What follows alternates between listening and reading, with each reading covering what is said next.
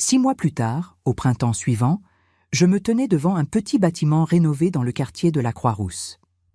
Une plaque brillante était fixée à côté de la porte. Fondation Voix libérée, centre d'aide aux femmes victimes de violences économiques. Claire était à mes côtés, tenant le ruban rouge que nous allions couper ensemble. Robert et Olivier étaient là aussi, ainsi qu'une vingtaine de femmes qui seraient les premières bénéficiaires du programme. Des journalistes, des représentants de la mairie, des associations partenaires. Même Marie était venue, toujours en fauteuil roulant, mais avec un sourire sur son visage, partiellement paralysé. « Maman, » dit Claire doucement, « tu veux dire quelques mots ?» Je m'avançai vers le petit podium installé pour l'occasion. Mon cœur battait fort, mais pas de nervosité, d'excitation. « Il y a 1 an, » commençai-je, ma voix portant clairement dans l'air printanier.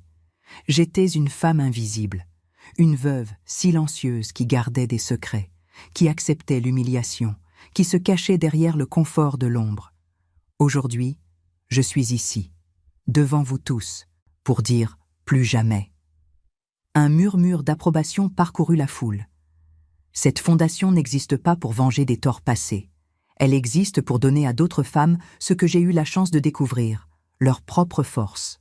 Trop de femmes sont prisonnières de relations où l'argent est une arme, où le contrôle financier est une forme de violence aussi réelle que les coups. Je regardais les femmes devant moi, ces femmes qui portaient leurs propres secrets, leur propre fardeau.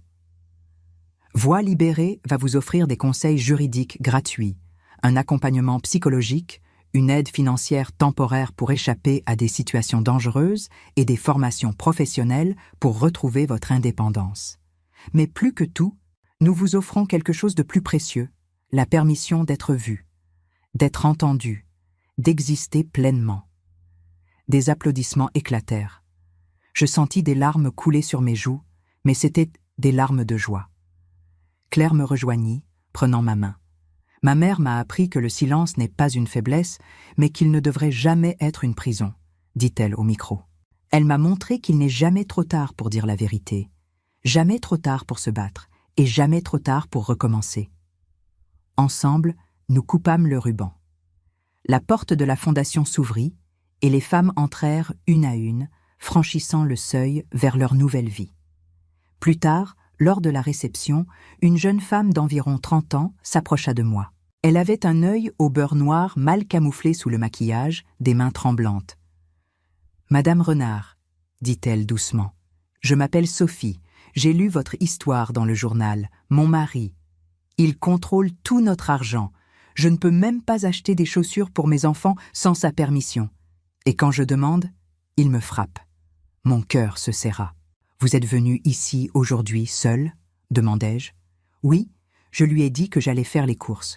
J'ai peut-être 2 heures avant qu'il commence à s'inquiéter. »« 2 heures, c'est suffisant pour commencer, » dis-je fermement. « Venez, je vais vous présenter à notre directrice, Madame Fontaine. Elle va vous expliquer comment nous pouvons vous aider. » Madame Fontaine était une ancienne juge à la retraite que j'avais recrutée pour diriger la fondation. Dure mais compatissante, efficace mais humaine. Exactement ce qu'il fallait. En regardant Sophie parler avec elle, je vis mon propre reflet. Pas celui de la femme battue physiquement, mais celui de la femme contrôlée, diminuée, rendue invisible par quelqu'un qui prétendait l'aimer.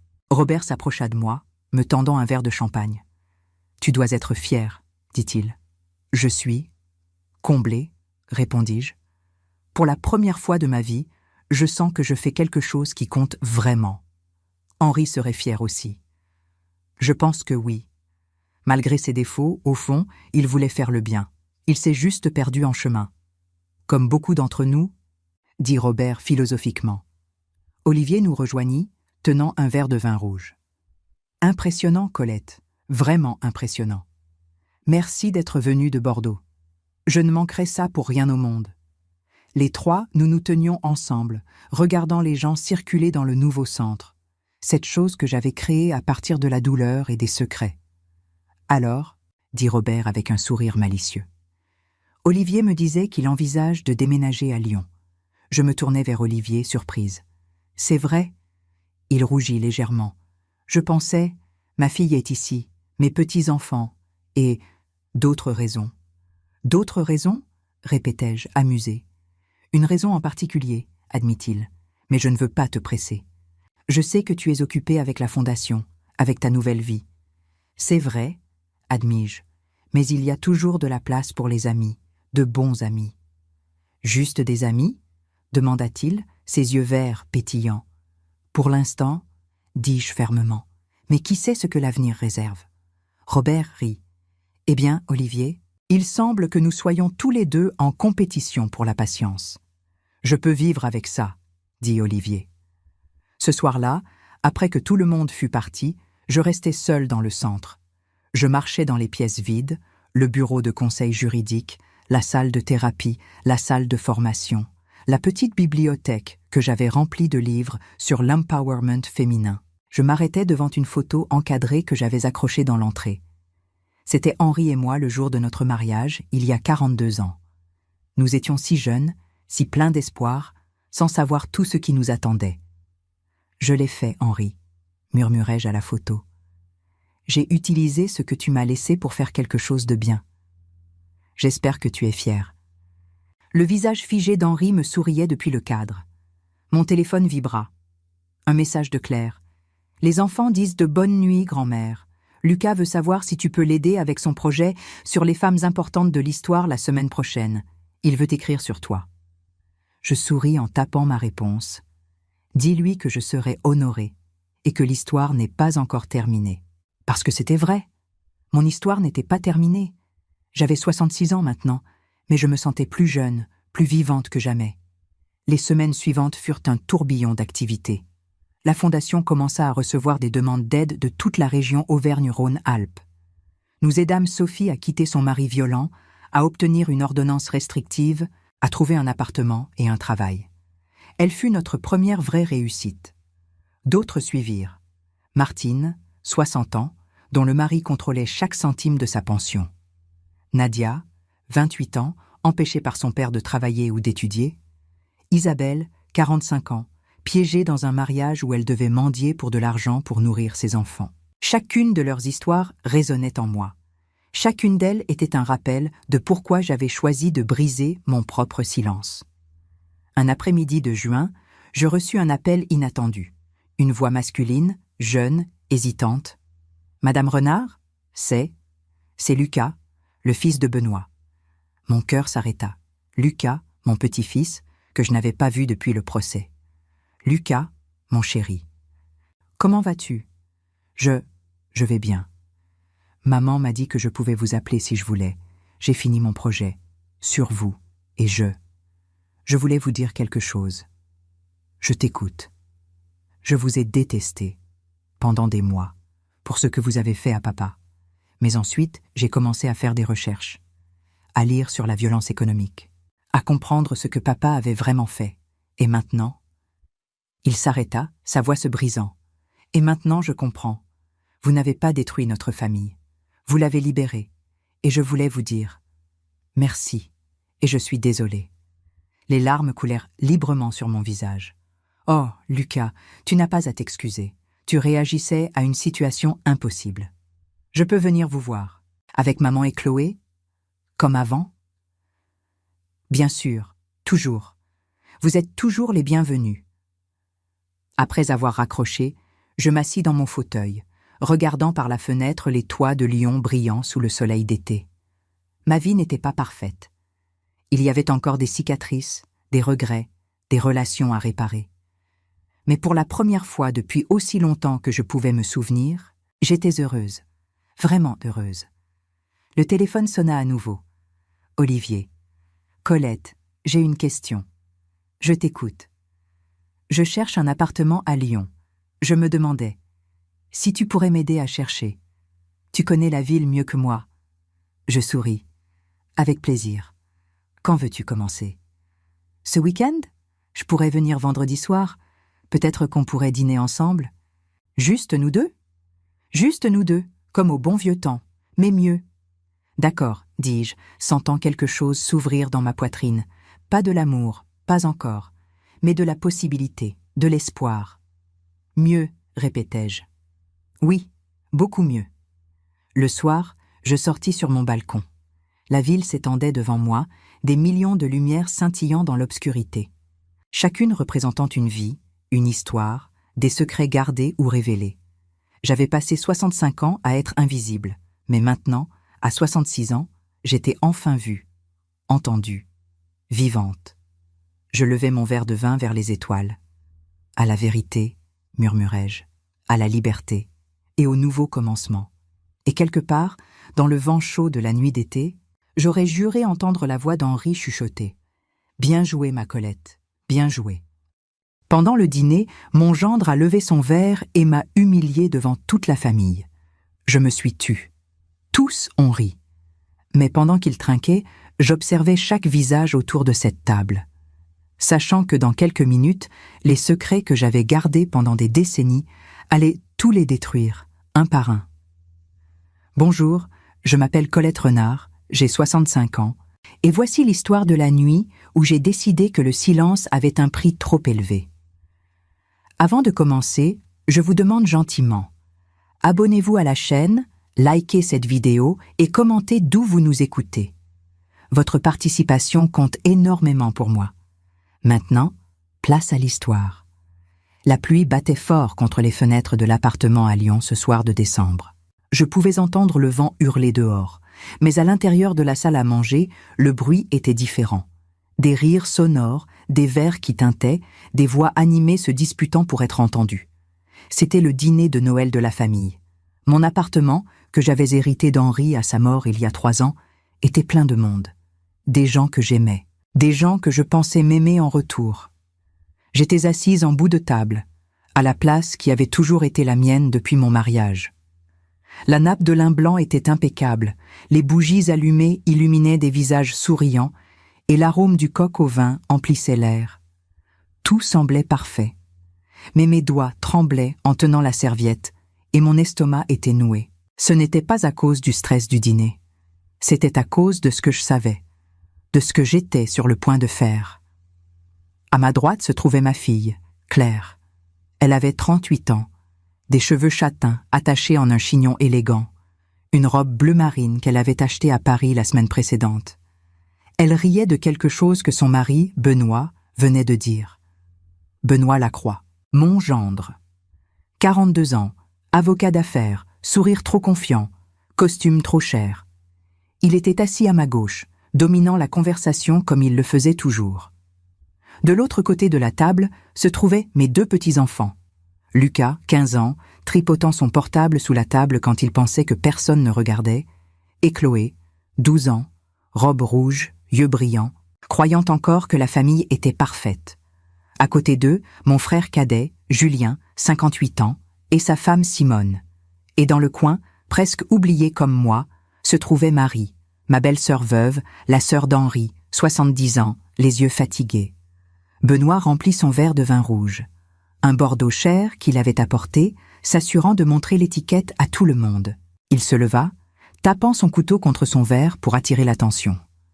Le bruit coupa les conversations. Tous les regards se tournèrent vers lui. Mon cœur s'accéléra. Je savais ce qui allait suivre. « Un toast », dit-il, voix forte, large sourire. « À Colette, notre chère matriarche. » Tous levèrent leurs verres. Je ne touchais pas au mien. « À la femme qui a toujours su rester à sa place ?» continua-t-il, et des rires fusèrent. Qui a passé 40 ans aux côtés d'Henri, acceptant toutes ses décisions, surtout ses choix financiers? Discutable. Heureusement pour nous qu'elle n'a jamais rien compris aux affaires, n'est-ce pas? Imaginez le chaos. Les éclats de rire explosèrent. Claire rit, nerveuse, me regardant comme pour s'excuser avec ses yeux, mais sans le courage de dire quoi que ce soit. Julien rit bruyamment, tapant sur la table. Simone couvrit sa bouche, riant doucement. Même Marie esquissa un sourire tordu. Je ravalais simplement ma salive. Je sentis le goût amer de la bile qui montait dans ma gorge. Mes mains serrèrent la serviette si fort que mes jointures blanchirent. Benoît continua. Henri est peut-être mort sans laisser grand-chose, mais au moins il a laissé cette femme incroyable qui sait exactement quand se taire. Un talent rare de nos jours. Plus de rire. Lucas ne leva même pas les yeux de son téléphone. Chloé rit, parce que les adultes riaient. Et c'est à ce moment que quelque chose se brisa en moi. Ce n'était pas de la colère, ce n'était pas de la peine, c'était de la clarté, absolue, cristalline, indéniable. J'observais chaque visage autour de cette table. Claire, ma fille, que j'avais portée dans mon ventre, que j'avais élevée seule pendant les dernières années de maladie d'Henri, maintenant mariée à un homme qui m'humiliait et qu'elle laissait faire. Julien, mon frère, qui m'avait emprunté de l'argent 7 fois ces 3 dernières années et n'en avait jamais remboursé un centime. Simone, qui bavardait sur mon compte avec ses amis du club. Marie, qui m'avait toujours trouvé stupide, inférieure, indigne d'Henri. Tous trinquèrent, tous burent, tous sourirent. Je ne levai pas mon verre, je posai la serviette sur la table. Lentement, calmement. Mes mouvements étaient lents, délibérés. Le silence commença à se répandre. Claire me regarda, fronçant les sourcils. « Maman » dit-elle doucement. « Tu vas bien ?» Je respirai profondément. La pluie dehors devint plus forte. Un tonnerre lointain résonna. « Je vais très bien, Claire, » dis-je. Ma voix était ferme, plus ferme qu'elle ne l'avait été depuis des années. En fait, je ne me suis jamais sentie aussi bien. Benoît s'assit, souriant encore, mais ses yeux montraient de la confusion. Je me levai. Lentement. Toutes les têtes se tournèrent vers moi. La pièce devint totalement silencieuse. Seulement la pluie et le crépitement des bougies. « Merci pour le toast, Benoît, » dis-je, le regardant droit dans les yeux. « Tu as raison, je sais vraiment quand me taire. J'ai passé des décennies à perfectionner cette capacité. » Il cligna des yeux, sans comprendre. « Mais aujourd'hui, continuai-je, j'ai décidé que le silence était terminé. » Claire pâlit. Julien arrêta de mâcher. Marie redressa le dos. Je marchai jusqu'au buffet en acajou dans le coin de la pièce. J'ouvris le tiroir. J'en sortis une chemise noire, épaisse, pleine de documents. La chemise que j'avais cachée pendant 3 ans. La chemise que personne, absolument personne, ne savait qui existait. Je revins vers la table. Je posai la chemise en plein centre, entre les plats, les verres en cristal, les bougies. « Qu'est-ce que c'est ?» demanda Benoît, sa voix perdant cette confiance irritante. Je souris. C'était un sourire calme, serein. Peut-être le premier vrai sourire que j'avais eu depuis des années. Ça, mon cher gendre, c'est la vérité. J'ouvris la chemise lentement, savourant chaque seconde. Tous les yeux étaient fixés sur moi. Chloé semblait confuse. Lucas avait finalement lâché son téléphone. Claire était figée, sa fourchette suspendue dans l'air. Benoît essayait de garder une expression neutre, mais je voyais la tension dans sa mâchoire. Je sortis le premier document. Une feuille jaunie, avec l'écriture cursive d'Henri, datée de 28 ans plus tôt. « Vous pensez tous qu'Henri est mort pauvre, n'est-ce pas ?» commençai-je, tenant le papier. « Qu'il a fait de mauvais investissements, qu'il a tout perdu dans la crise de 2008, qu'il n'a laissé que cet appartement et quelques économies maigres. » Julien hocha la tête. « C'est ce que tu as toujours dit, Colette. »« J'ai menti, » répondis-je simplement. Le silence devint plus dense, presque étouffant. La pluie continuait de battre contre les fenêtres, mais maintenant, on aurait dit que même elle attendait d'entendre ce que j'avais à dire. « Henri n'a rien perdu, » continuai-je, ma voix tranchant l'air comme une lame. « Il a caché des millions d'euros dans des comptes bancaires secrets, des propriétés enregistrées sous de faux noms, des investissements offshore que personne dans la famille ne savait qui existaient. » Claire lâcha sa fourchette. Le bruit du métal heurtant l'assiette résonna. « C'est impossible, » dit Benoît, mais sa voix avait perdu toute son arrogance. Henri était comptable. Il déclarait tout. J'ai vu les documents quand il est mort. « Tu as vu ce que j'ai voulu que tu vois, » dis-je, le fixant. « Les documents que j'ai choisi de montrer. Mais il y en avait d'autres, beaucoup d'autres. » J'étalai des papiers sur la table, des relevés bancaires de comptes en Suisse, des actes de propriété de 3 biens à Marseille enregistrés au nom d'une société écran, des contrats d'investissement dans des fonds aux îles Caïmans, des certificats d'action qui valaient, aujourd'hui, plus de 2 millions d'euros. Marie hoqueta, portant sa main à sa poitrine. Simone écarquilla les yeux. Julien prit un des documents, les mains tremblantes. « Mon Dieu !» chuchota Claire. « Maman, c'est réel ?»« Absolument réel, » répondis-je. Henri a passé 30 ans à construire cet empire caché, et j'ai tout découvert 3 mois avant qu'il ne meure. Benoît essaya de prendre un des actes de propriété, mais je fus plus rapide. Je le retirai. « Je n'ai pas encore fini, » dis-je, ma voix glaciale, parce que la partie intéressante n'est pas combien Henri a caché. C'est comment il l'a fait. Je pris un autre document. Celui-ci était plus récent, imprimé sur du papier moderne, un contrat de conseil. Henri ne travaillait pas seul, expliquai-je. Il avait un associé, quelqu'un qui connaissait les failles juridiques, qui savait comment structurer des sociétés offshore, comment déplacer de l'argent sans laisser de traces. Quelqu'un qui recevait 15% de tout ce qu'il parvenait à cacher au fisc français. Je regardais directement Benoît, quelqu'un qui est encore dans cette pièce. La couleur quitta complètement son visage, totalement. Il devint blanc comme la nappe.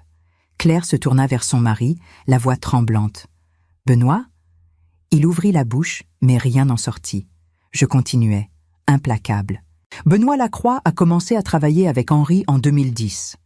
C'était un jeune avocat, ambitieux, sans scrupules. Henri l'a embauché officiellement comme conseiller juridique de l'entreprise.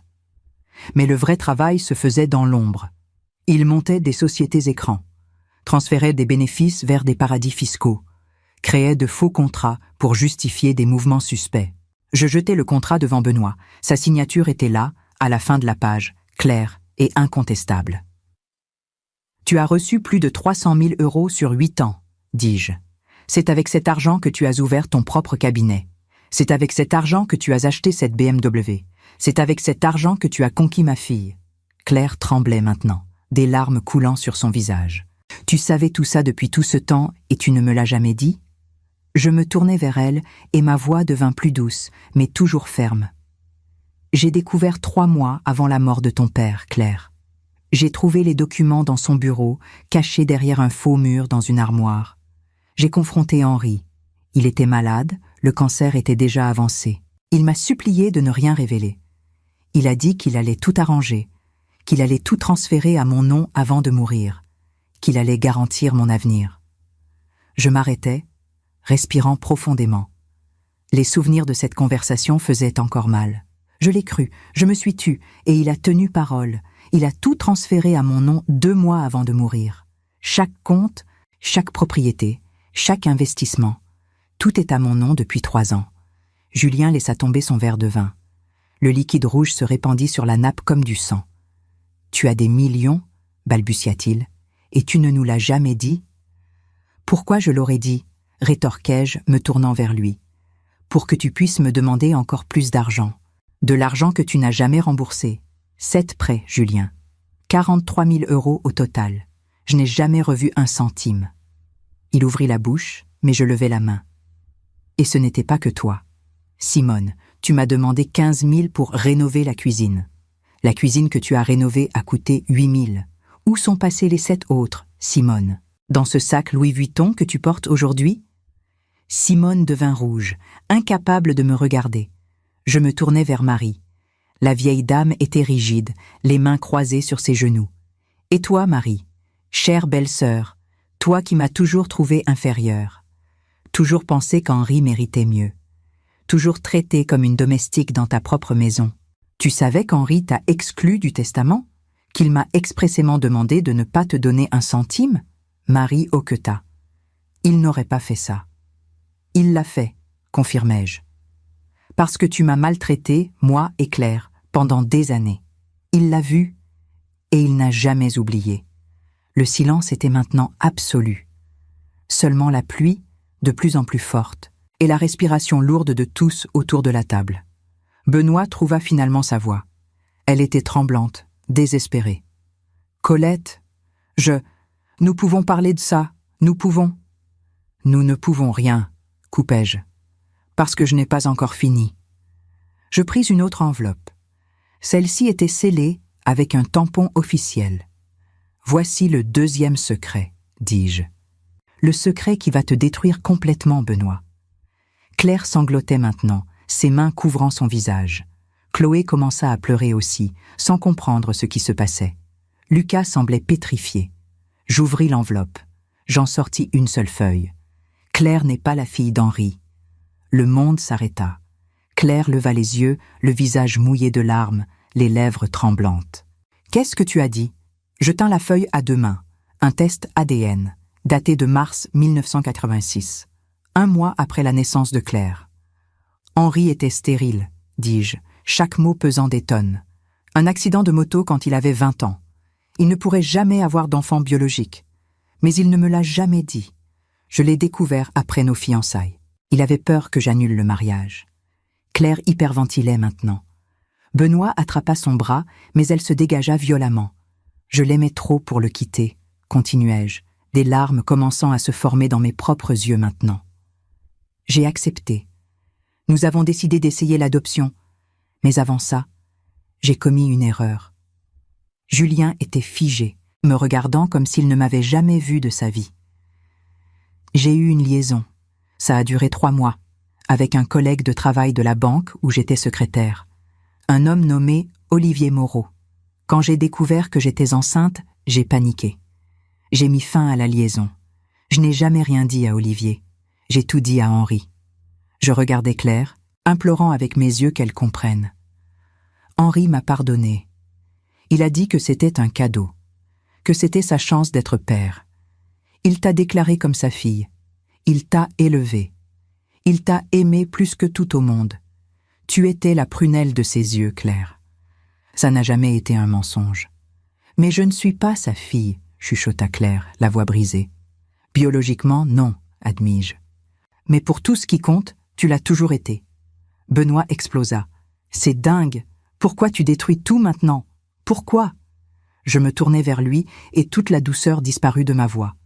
Parce que tu m'as humiliée. Parce que tu t'es moqué de moi. Parce que tu as passé des années à me traiter d'idiote, de poids mort, de femme ignorante qui ne comprend rien. Ma voix monta, résonnant dans la pièce. Mais je comprends tout, Benoît. Je comprends chaque centime que tu as volé avec mon mari. Je comprends chaque faux contrat que tu as créé. Je comprends chaque mensonge que tu as raconté à ma fille. Je pris un autre document. Celui-ci était surligné en jaune. Et je comprends ça aussi. Je le jetai devant lui. C'était un relevé bancaire, d'un compte au nom de Benoît, avec des versements réguliers d'une source inconnue. « Tu as une maîtresse, dis-je calmement. Depuis 2 ans, une étudiante en droit de 24 ans, Anaïs Dubois. Tu lui loues un appartement rue de la République, 3 000 € par mois, prélevé sur ce compte secret que tu as ouvert avec l'argent volé d'Henri. Un instant, s'il vous plaît. Si vous aimez cette histoire, n'oubliez pas de vous abonner et de liker la vidéo. Merci et continuons. » Claire se leva si brusquement que sa chaise tomba en arrière. Le fracas résonna comme un coup de feu. « Quoi ?» hurla-t-elle. Benoît devint livide. « C'est... J'ai des photos, dis-je, sortant une enveloppe. Des relevés bancaires, des messages, tout. J'étalai les photos sur la table. Benoît et une jeune femme blonde devant un immeuble, s'embrassant dans un café, entrant ensemble dans un hôtel. Claire attrapa une photo, ses mains tremblant tellement qu'elle pouvait à peine la tenir. « 2 ans, chuchota-t-elle. Pendant 2 ans. Pendant 2 ans, il te trompait, confirmai-je. Pendant qu'il te disait qu'il travaillait tard au cabinet, pendant qu'il te racontait qu'il était en déplacement à Marseille, pendant qu'il t'humiliait devant ta famille. » Benoît essaya de se lever, mais Julien le poussa en arrière. « Assieds-toi, » gronda mon frère, toute trace d'humour disparue de son visage. « Ce n'est pas tout, » continuai-je, ma voix maintenant aussi froide que la glace. « Il y a un 3e secret, le pire de tous. » Je sortis un dernier document. Celui-ci était un rapport médical. « Benoît, » dis-je, « quand as-tu passé ton dernier test de dépistage ?» Il pâlit encore plus, si c'était possible. « De quoi tu parles ?» demanda Claire, sa voix montant dans les aigus. « Ton mari a contracté une infection sexuellement transmissible, dis-je, regardant Benoît droit dans les yeux. La gonorrhée. Il y a 6 mois, il s'est fait soigner. Mais il ne te l'a jamais dit, Claire. Il ne t'a jamais suggéré de te faire tester. » Claire porta sa main à sa bouche, son visage devenant vert. « Comment tu sais ça ?» balbutia Benoît. « Parce que j'ai engagé un détective privé, » répondis-je simplement. « Il y a 1 an, quand j'ai commencé à remarquer ton comportement étrange, les retards constants, les mensonges, les factures que tu cachais. Je me tournais vers Claire. Je voulais te protéger. Je voulais être sûre avant de te dire quoi que ce soit. Alors j'ai attendu. J'ai collecté les preuves. Et ce soir, quand il m'a humiliée devant toute la famille, j'ai décidé que c'en était assez. » Claire se tourna vers Benoît et la rage dans ses yeux aurait pu faire fondre l'acier. « Sors, dit-elle, sa voix tremblante mais ferme. Sors de cette maison, maintenant. Claire, attends, on peut. Sors, hurla-t-elle. Benoît regarda autour de lui, cherchant du soutien. Mais tous les visages étaient durs, impitoyables. Même Marie, qui n'avait jamais aimé Claire, le regardait avec dégoût. Il se leva lentement, ramassa sa veste. À la porte, il se retourna une dernière fois. « Tu vas le regretter, Colette, » dit-il, essayant de retrouver un semblant de dignité. « Non, » répondis-je calmement, « c'est toi qui vas regretter. Parce que demain matin, ces documents seront sur le bureau du procureur. Fraude fiscale, blanchiment d'argent, complicité. Tu passeras les 10 prochaines années en prison, Benoît. » Il ouvrit la bouche, la referma, puis sortit en claquant la porte. Le silence qui suivit était épais, lourd, oppressant. Claire s'effondra sur sa chaise, sanglotant. Chloé courut vers elle, l'entourant de ses bras. Lucas restait figé, les yeux écarquillés. Julien me regardait, bouche ouverte. « Tu as tout planifié, » murmura-t-il. « Oui, admis-je, chaque détail, pendant 3 ans. »« Pourquoi maintenant ?» demanda Simone, sa voix à peine audible. Je regardais chacun d'eux, ces gens que j'avais appelés famille. « Parce que j'en avais assez, » dis-je simplement. Assez d'être traitée comme si j'étais invisible, assez d'être ridiculisée, assez de garder des secrets pour protéger des gens qui ne me respectaient pas. Marie se leva, s'appuyant sur sa canne. « Henri aurait eu honte de toi, » cracha-t-elle. Je la regardais et pour la première fois de ma vie, je ne me sentis pas inférieure à elle. « Henri m'a demandé de faire exactement ça, » répondis-je. Dans sa dernière lettre, il m'a dit « Si jamais il te traite mal, Colette, montre-leur qui tu es vraiment. Ne reste pas dans l'ombre. » Marie cligna des yeux, choquée. « Il ne dirait jamais. »« Il l'a dit, » insistai-je. « Et j'ai la lettre pour le prouver. » Je la sortis de la chemise, l'écriture tremblante d'Henri sur du papier à lettres jaunies. « Ma chère Colette, » lus-je à voix haute, « si tu lis ceci, je suis partie. Et j'espère que tu as trouvé le courage de vivre pour toi. Ne laisse personne te diminuer. Tu es la femme la plus forte que je connaisse. Montre-leur. » Ma voix se brisa sur les derniers mots. Claire me regarda à travers ses larmes. « Maman, » chuchota-t-elle, « je suis tellement désolée. »« Je sais, » dis-je doucement. « Mais maintenant, tu connais la vérité. Toute la vérité. Et tu peux décider qui tu veux être. » La pluie continuait de battre contre les fenêtres. Le tonnerre grondait au loin. Et dans cette salle à manger, au milieu des ruines de tant de mensonges, quelque chose de nouveau commençait à naître. La vérité. Les minutes qui suivirent furent un mélange chaotique de sanglots, de silences lourds et de regards perdus. Claire tenait Chloé contre elle, la petite pleurant sans comprendre pourquoi le monde de sa famille venait de s'effondrer. Lucas s'était levé et était parti dans sa chambre sans un mot, le visage fermé, les poings serrés. Julien et Simone restaient figés, comme 2 statues de sel, incapables de bouger ou de parler. Marie fut la première à briser le silence. Elle se leva péniblement, s'appuyant sur sa canne, son visage ridé tordu par un mélange de rage et d'humiliation. « Tu as détruit cette famille, » siffla-t-elle, pointant sa canne vers moi. « Henri doit se retourner dans sa tombe. » Je la regardai calmement, sans ciller. « Henri savait exactement qui j'étais, » répondis-je. « Il connaissait ma force. C'est toi qui ne l'as jamais vue. » Marie cracha presque ces mots suivants. « Tu n'es qu'une. » « Attention, » l'interrompis-je, ma voix devenant glaciale. « Choisis bien tes mots, Marie. Parce que j'ai encore des secrets sur toi, des secrets qu'Henry m'a confiés avant de mourir, des choses que tu as faites il y a longtemps, des choses que tu ne voudrais pas que tes petits-enfants sachent. » Elle se figea, ses lèvres tremblant. Puis, sans un mot de plus, elle se dirigea vers la porte, boitant, et sortit dans la nuit pluvieuse. Julien se leva à son tour, Simone accrochée à son bras. « On devrait y aller, » marmonna-t-il, évitant mon regard. « Julien » dis-je fermement. Il s'arrêta, dos tourné. « Les 43 000 €, je veux qu'ils soient remboursés. Tu as 3 mois. » Il tourna la tête légèrement, juste assez pour que je voie son profil. « Et si je ne peux pas ? Alors je ferai comme avec Benoît, » répondis-je simplement. « Je révélerai tout. Les prêts frauduleux que tu as contractés en utilisant de faux documents, les dettes que tu caches à Simone. Tout. » Simone se raidit à côté de lui. Elle ne savait pas. Bien sûr qu'elle ne savait pas. « Tu as toujours su ?» demanda Julien, sa voix à peine un murmure. « J'ai toujours su, » confirmai-je. « Henri avait accès à tes comptes bancaires. Il me montrait tout. Il voulait te protéger. Mais moi, je n'ai plus cette obligation. » Ils partirent sans rien ajouter, la porte se refermant doucement derrière eux. Et puis, il n'y eut plus que Claire, Chloé et moi, dans cette grande pièce remplie de bougies mourantes et de nourriture intouchée. Claire leva enfin les yeux vers moi. Son maquillage avait coulé, laissant des traînées noires sur ses joues. Ses yeux étaient rouges, gonflés. « Pourquoi tu ne m'as rien dit ?» demanda-t-elle, sa voix éraillée.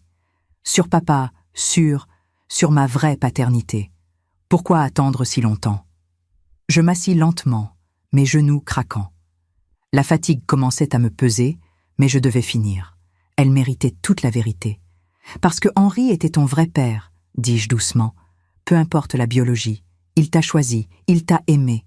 Et tant qu'il était en vie, je ne pouvais pas trahir ce lien. Mais maintenant il est mort, » dit Claire amèrement. « Maintenant tu es une femme adulte, » corrigeai-je. « Une femme qui mérite de connaître son histoire complète.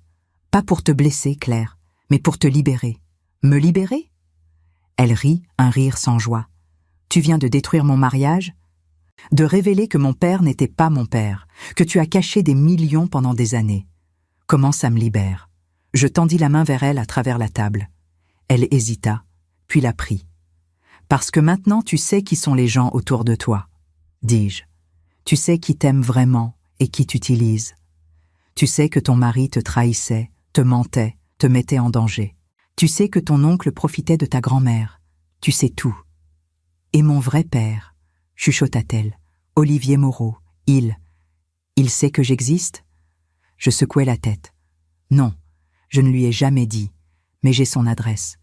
Si tu veux le rencontrer, je t'aiderai. » Claire retira sa main, se frottant le visage. « Je ne sais pas ce que je veux, » avoua-t-elle. « Je ne sais plus rien. » Chloé leva la tête de l'épaule de sa mère. « Grand-mère » dit-elle, sa petite voix tremblante. « Papa est vraiment méchant ?» Mon cœur se serra. Cette enfant innocente, prise dans un tourbillon qu'elle ne comprenait pas. « Ton papa a fait des choses mauvaises, » dis-je doucement. « Mais il t'aime, Chloé. Ça, c'est réel. Parfois, les adultes font des erreurs terribles, même quand ils aiment leurs enfants. Est-ce que je vais le revoir ?» Claire caressa les cheveux de sa fille. « Oui, ma chérie, mais les choses vont changer. On ne vivra plus avec lui. » Chloé se remit à pleurer, et Claire la serra plus fort. Je me levai, mes jambes raides après être restée assise si longtemps. Je commençai à débarrasser la table, empilant les assiettes pleines de nourriture froide.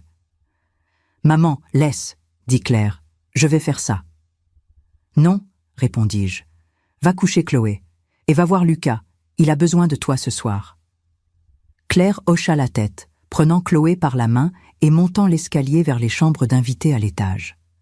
Je restais seule dans la salle à manger. Les bougies s'étaient presque toutes éteintes. La pluie avait ralenti à un murmure constant. Je regardais la table en désordre, les documents éparpillés, les verres renversés, les restes d'un dîner qui avait commencé dans la joie et s'était terminé dans la destruction. Mais étrangement, je ne ressentais pas de regret. Pour la première fois depuis la mort d'Henri, je me sentais légère, comme si un énorme poids avait été retiré de mes épaules. Les secrets que j'avais portés pendant si longtemps n'étaient plus les miens à garder. Je m'assis dans le fauteuil près de la fenêtre, regardant la pluie glisser sur la vitre. Lyon scintillait au loin, les lumières de la ville se reflétant dans les rues mouillées. Mon téléphone vibra. Un message de mon avocat, Maître Durand. Il avait reçu les documents que je lui avais envoyés plus tôt dans la journée. Tout est en ordre. Procédure lancée demain matin. Vous êtes sûr de vouloir aller jusqu'au bout? Je tapais ma réponse sans hésitation. Absolument certaine. Un autre message apparut, un numéro inconnu. Tu vas payer pour ça, vieille folle. Benoît, évidemment. Je bloquais le numéro sans répondre. Il pouvait menacer autant qu'il voulait. J'avais la loi de mon côté maintenant. J'entendis des pas dans l'escalier. Claire descendait, seule. « Ils dorment ?» demandai-je. Elle hocha la tête, venant s'asseoir dans le fauteuil en face du mien. « Lucas est en colère. Il ne comprend pas pourquoi tu as fait ça ce soir. Pourquoi devant tout le monde ?»« Parce que tout le monde avait besoin d'entendre. » Répondis-je. « Pas seulement toi. Chacun d'entre eux devait comprendre que leurs actions ont des conséquences. »« Benoît me hait maintenant, » dit Claire doucement. « Benoît te haïssait déjà, » corrigeai-je. « Sinon il ne t'aurait pas trompé. Sinon il ne t'aurait pas exposé à une maladie sans te le dire. Sinon il ne t'aurait pas humilié ce soir. » Elle pleura à nouveau, mais cette fois différemment. Pas de sanglots déchirants, juste des larmes silencieuses coulant sur ses joues. « J'ai été si stupide, » chuchota-t-elle. « Non, dis-je fermement. Tu as été manipulée. Il y a une différence. » Nous restâmes assises dans le silence pendant un long moment, juste le son de la pluie et notre respiration. Puis Claire demanda ce que je savais qu'elle allait demander. « Qu'est-ce qui va se passer maintenant ?» Je pris une profonde respiration. Demain, Maître Durand dépose les documents au procureur. Benoît sera convoqué pour interrogatoire dans la semaine.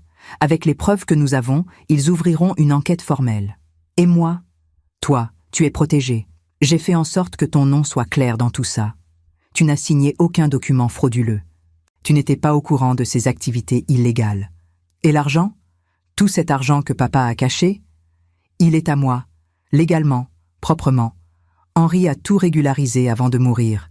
J'ai payé tous les impôts dus. C'est de l'argent propre maintenant. Claire me regarda, les yeux écarquillés. Combien exactement? 2 300 000 € en liquide et investissement, dis-je calmement, plus les 3 propriétés à Marseille qui valent ensemble environ 1,5 million. Elle porta sa main à sa bouche. « Presque 4 millions, murmura-t-elle. « Oui. Et tu? Tu vas faire quoi avec tout ça ?» Je souris. « Vivre, Claire. Pour la première fois de ma vie, je vais vraiment vivre. » Le lendemain matin, je me réveillais avec le soleil qui perçait enfin à travers les nuages gris. La pluie s'était arrêtée pendant la nuit, laissant Lyon propre et brillante comme une pierre précieuse lavée. Je restais allongée dans mon lit quelques minutes, écoutant les bruits de la maison, des pas à l'étage, l'eau qui coulait, la vie qui continuait, différemment, mais qui continuait quand même. J'enfilai ma robe de chambre et descendis à la cuisine. Claire était déjà là, faisant du café, les yeux encore gonflés, mais son expression plus déterminée que la veille. « Bonjour maman », dit-elle doucement. « Bonjour ma chérie. Tu as dormi ?»« Un peu, les enfants dorment encore. » Je versai du café dans une tasse, ajoutant le sucre et la crème comme je le faisais depuis 40 ans. Ce geste simple, routinier, me rassurait d'une certaine manière. « J'ai réfléchi toute la nuit », dit Claire, s'asseyant à la table de la cuisine. « À tout ce que tu as dit, à tout ce que j'ai appris. » Je m'assis en face d'elle, attendant. « Je veux divorcer de Benoît. Immédiatement. »« Bonne décision, » dis-je calmement. « Mais je ne veux pas de son argent. Rien qui vienne de lui ou de ce qu'il a fait avec papa. »« Tu n'auras pas à le prendre, » la rassurai-je. « L'argent que Henri a gagné illégalement sera saisi par l'État quand l'enquête aboutira. L'appartement et les biens que Benoît a acquis légalement te reviendront dans le divorce. C'est suffisant pour toi et les enfants. » Elle hocha la tête, puis hésita. « Et Olivier Moreau, mon père biologique. » Mon cœur se serra. J'avais su que cette question viendrait. « Qu'est-ce que tu veux savoir ?»« Tout, » dit-elle simplement. « Qui il est, où il est, pourquoi tu as choisi de ne jamais lui dire ?» Je respirais profondément, regardant par la fenêtre les toits mouillés de Lyon. Olivier travaillait à la Banque de Lyon quand je l'ai rencontré. J'avais 27 ans. Henri et moi essayions d'avoir un enfant depuis 2 ans, sans succès. Je ne savais pas encore qu'il était stérile. Olivier était différent, drôle, spontané, plein de vie. L'opposé d'Henri à bien des égards. Claire écoutait intensément, ses doigts serrés autour de sa tasse. La liaison a commencé après une fête de bureau. Je savais que c'était mal. Je me détestais pour ça. Mais pendant 3 mois, j'ai eu l'impression d'être quelqu'un d'autre, quelqu'un de libre. Et quand tu as découvert que tu étais enceinte, j'ai paniqué. J'ai immédiatement rompu avec Olivier. Il ne comprenait pas pourquoi, je ne pouvais pas lui dire. Et puis j'ai tout avoué à Henri. Il a dû être dévasté. Il l'était, admis-je, les larmes me montant aux yeux au souvenir. Mais il m'a aussi pardonné. Il a dit que c'était sa faute, qu'il aurait dû me dire dès le début qu'il ne pouvait pas avoir d'enfant. Il a vu ta grossesse comme un miracle, une seconde chance pour nous deux. Et Olivier, qu'est-ce qu'il est devenu? Il a quitté la banque 6 mois après ta naissance. Il est parti travailler à Bordeaux. Je l'ai suivi pendant quelques années. Juste pour savoir ce qu'il devenait. Il s'est marié, a eu 2 enfants, a divorcé. Aujourd'hui, il est retraité. Il vit seul dans un petit appartement à Bordeaux. Claire se leva, marchant jusqu'à la fenêtre, les bras croisés. Est-ce qu'il est quelqu'un de bien? Je pense que oui, répondis-je honnêtement. Mais je ne le connais plus. L'homme que j'ai connu il y a presque 40 ans n'est peut-être plus le même. Je veux le rencontrer, dit Claire brusquement, se retournant vers moi. Pas maintenant, pas tout de suite, mais je veux savoir qui il est. Je t'aiderai, promis-je, quand tu seras prête. Des pas retentirent dans l'escalier. Lucas apparut dans l'encadrement de la porte, en pyjama, les cheveux ébouriffés. « Grand-mère, dit-il, sa voix froide, je veux rentrer à la maison. » Claire se tourna vers son fils. « Lucas, on doit parler de... »« Je ne veux pas parler, coupa-t-il. Je veux juste partir d'ici. » Je voyais la douleur dans ses yeux. Un garçon de 15 ans qui venait de voir son monde s'effondrer, qui avait appris que son père était un criminel et un infidèle, que sa famille était construite sur des mensonges. « Lucas, dis-je doucement, je sais que tu es en colère. » En colère? Il rit amèrement. « Vous avez humilié mon père devant tout le monde. Vous avez détruit notre famille. Pourquoi vous avez fait ça? »« Parce que ton père m'a humilié d'abord, » répondis-je calmement. « Parce qu'il humiliait ta mère depuis des années. Parce qu'il vous mentait à tous. Il vous a juste taquiné. C'était une blague. »« Ce n'était pas une blague, Lucas, » intervint Claire, sa voix tremblante. « Ton père a été cruel. Pas juste hier soir, depuis longtemps. » « Et alors quoi? Grand-mère avait le droit de tout détruire? » Je me levai, marchant vers mon petit-fils. Il se raidit, mais je posai doucement ma main sur son épaule. « Un jour, Lucas, tu comprendras qu'il y a des choses qu'on ne peut pas laisser passer, des humiliations qu'on ne peut pas accepter. Ta mère méritait de savoir la vérité sur son mari. Tu méritais de savoir qui est vraiment ton père. »« Je savais qui il était, » dit Lucas, les larmes commençant à couler maintenant. « C'était mon père. Maintenant, je ne sais plus rien. »« Ton père t'aime, » dis-je fermement. « Ça, c'est vrai. Mais l'amour ne suffit pas quand il y a trahison, mensonge et danger. » Lucas se dégagea, essuya ses yeux avec le dos de sa main. « Je veux quand même partir. » Claire soupira. « D'accord. On rentre à la maison cet après-midi. On a besoin d'être ensemble, juste nous 3. » Lucas hocha la tête et remonta à l'étage, sans un mot de plus. Claire se tourna vers moi, l'air épuisé. « Il va me détester aussi maintenant. »« Non, » la rassurai-je. « Il est juste perdu. Donne-lui du temps. » Mon téléphone sonna. Maître Durand. « Colette, » dit-il sans préambule. « Les documents ont été déposés. Le procureur a ouvert une enquête formelle. Benoît Lacroix sera convoqué demain matin. »« Parfait, » répondis-je. « Il y a autre chose. Il a engagé Maître Fournier, un des meilleurs avocats pénalistes de Lyon. Ça ne changera rien. Les preuves sont irréfutables. Peut-être, mais attendez-vous à ce qu'il se batte et à ce qu'il essaie de vous salir dans le processus. »« Qu'il essaie ?» dis-je froidement. « J'ai 65 ans et rien à perdre. » Après avoir raccroché, je retrouvai Claire toujours dans la cuisine. « C'était l'avocat ?» demanda-t-elle. Oui, l'enquête est lancée.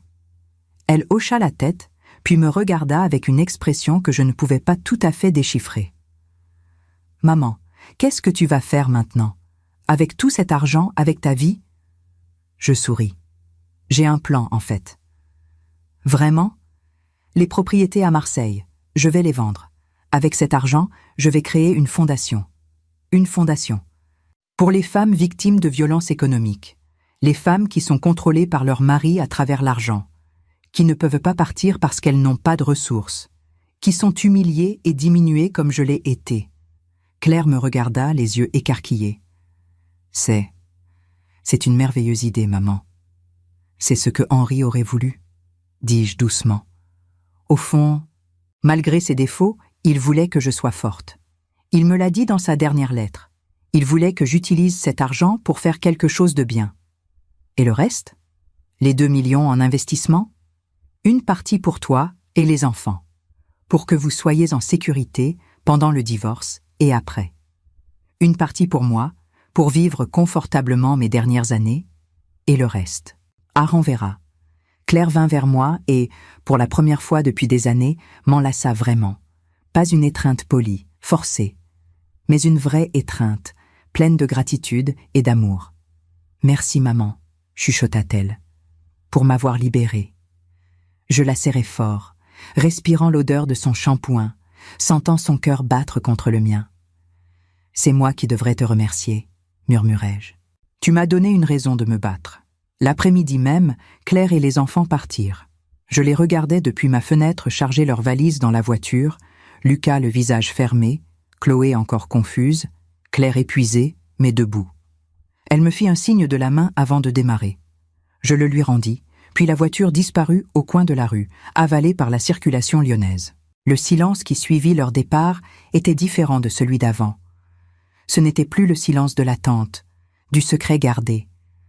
C'était un silence de commencement, de page blanche. Je retournais dans la salle à manger, maintenant propre, rangée, comme si rien ne s'était passé la veille. Mais tout avait changé. Je passais le reste de la journée à trier des documents, à préparer des dossiers pour Maître Durand, à organiser ma nouvelle vie. Vers 18 heures, mon téléphone sonna. Un numéro que je ne reconnaissais pas. « Allô ? Colette Renard ?» Une voix masculine, grave, formelle. « Oui, c'est moi. »« Commissaire Marchand, brigade financière de Lyon. J'aurais besoin que vous veniez faire une déposition concernant Henri Renard et Benoît Lacroix. Quand ? Demain matin, 9 heures, si possible. Je serai là. » Après avoir raccroché, je m'assis dans mon fauteuil, regardant la ville s'illuminer à mesure que le soir tombait. Demain, je raconterai toute l'histoire à la police. Chaque détail, chaque document, chaque mensonge. Cela prendrait des heures, peut-être des jours. Mais j'étais prête. Le lendemain matin, je me préparais avec soin. Tailleur gris sobre, cheveux attachés, maquillage discret. Je voulais avoir l'air de ce que j'étais. Une femme respectable, crédible, qui disait la vérité. Au commissariat, le commissaire Marchand m'accueillit avec une poignée de main ferme. C'était un homme d'une 50aine d'années, cheveux grisonnants, regard perçant, mais pas hostile. « Madame Renard, merci d'être venue. Installons-nous dans la salle d'interrogatoire numéro 3. » La pièce était petite, austère. Une table en métal, 4 chaises, un enregistreur. Marchand s'assit en face de moi, accompagné d'une femme plus jeune qu'il présenta comme la lieutenant Rousseau. « Nous allons enregistrer cette déposition, » expliqua Marchand. « Vous pouvez prendre votre temps. Commencez par le début. » Je respirais profondément et commençais. Je leur racontais comment j'avais découvert les documents d'Henri 3 mois avant sa mort. Comment il m'avait tout avoué.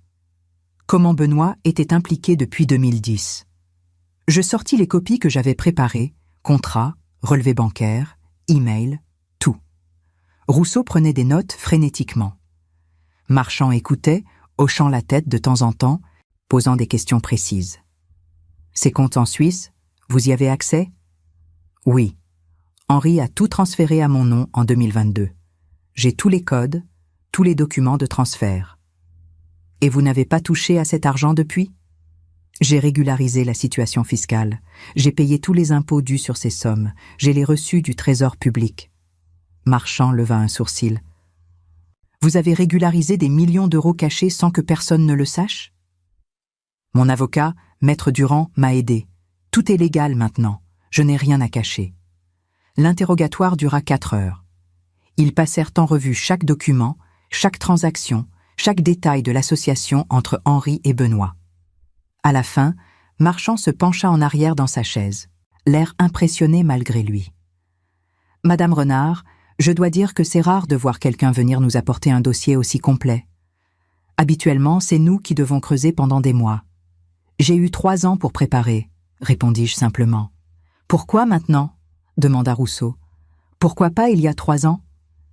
Je la regardai dans les yeux, parce que j'avais besoin de protéger ma fille d'abord, de m'assurer qu'elle ne serait pas impliquée, et parce que je devais attendre le bon moment. Le bon moment? Répéta Marchand. Le moment où je serai assez forte pour affronter les conséquences. Ils échangèrent un regard. Vous savez que Benoît Lacroix va probablement vous poursuivre en diffamation? Essayez de vous faire passer pour une femme vindicative, avertit Marchand. Je sais, mais j'ai la vérité de mon côté, et contrairement à lui, je peux dormir la nuit. Rousseau sourit légèrement.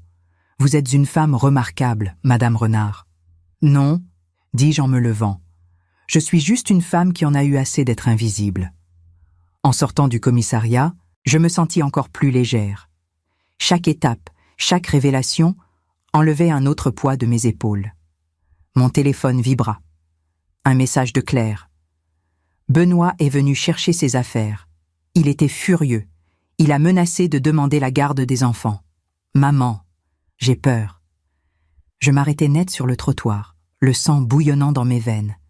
Il osait menacer ma fille. Après tout ce qu'il avait fait? J'appelai immédiatement Claire.